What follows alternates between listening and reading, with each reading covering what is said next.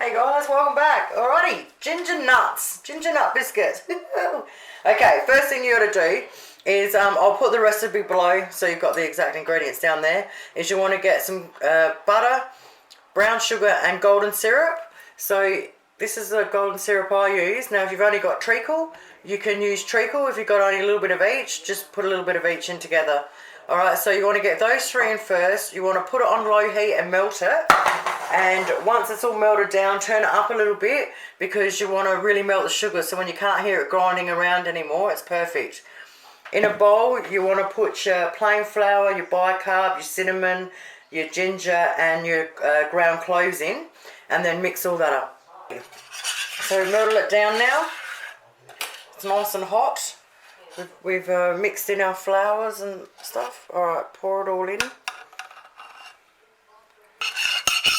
And mix her up. So I didn't know why they called ginger nuts because there's no nuts in them. So I googled it, and Google says that they're called ginger nuts because they're hard like a nutshell. So there you go.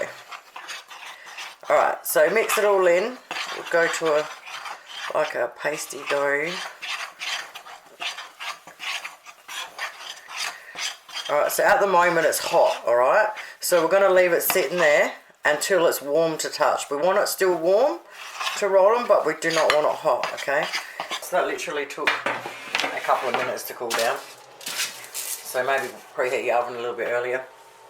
Alright, so you're supposed to do level tablespoons. So I'm just going to do a half heat one, so that works out to a level one. Alright, roll them into a ball. Put them on your paper, leave them, I don't know, a little bit apart. So once you've rolled your little balls out, just flatten them a little bit. Just like one and then one either side. In the oven they go for 12 minutes. I'll keep an eye on it because everybody's oven's a bit different, alright? But it's around the 12-minute mark.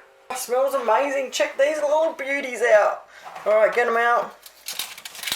Get them onto a tray to cool down and just keep going. Well, thanks heaps for watching, guys. I hope you have an awesome day and I will catch you soon with another recipe. Bye.